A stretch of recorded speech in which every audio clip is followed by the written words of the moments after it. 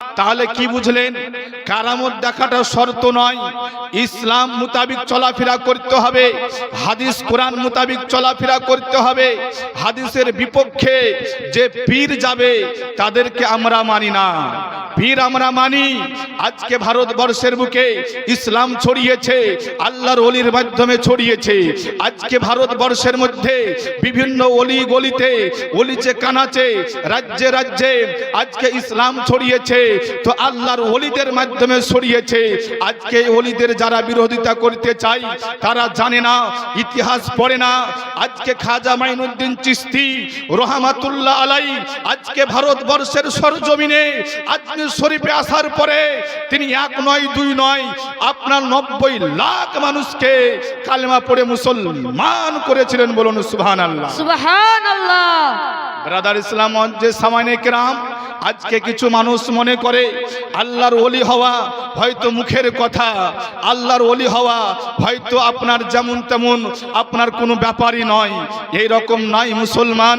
আল্লাহর ওলি হতে গেলে আপনি দেখুন যত জায়গায় আল্লাহর ওলির মাজার রয়েছে তার পাশে মসজিদ রয়েছে। ইসলাম বিরোধী করে আল্লাহর ওলি হওয়া যায় না। এমনকি তিনারা এতটা আল্লাহর মাহবুব, তিনারা ফরজ মোতাবিক জীবন যাপন করে, তারপর ওয়াজিব মোতাবিক আপনার চলাফেরা করে, সুন্নাত আপনার আমল করে, বেশি বেশি করে নফল আপনার ইবাদত করতে থাকে।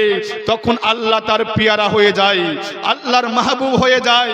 আর তখন তিনারা যা বলেন আল্লাহ কবুল করে থাকেন।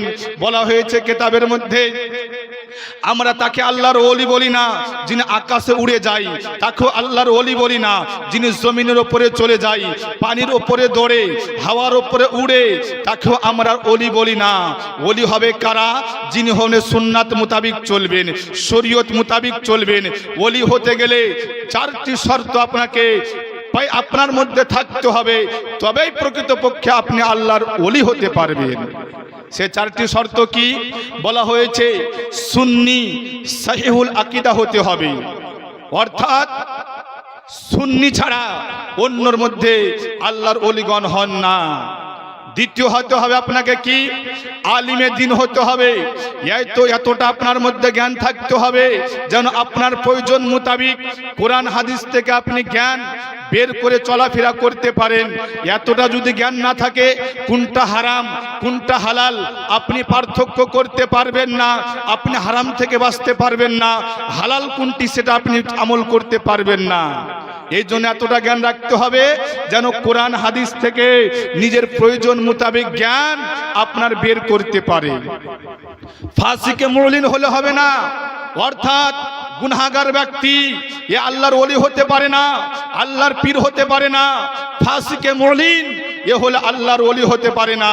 চতুর্থ নাম্বার হলো আপনাকে আপনার যে সিলসিলা এটা মুত্তাসিল হতে হবে, অর্থাৎ কোনো জায়গায় যেন বিচ্ছেদ না থাকে।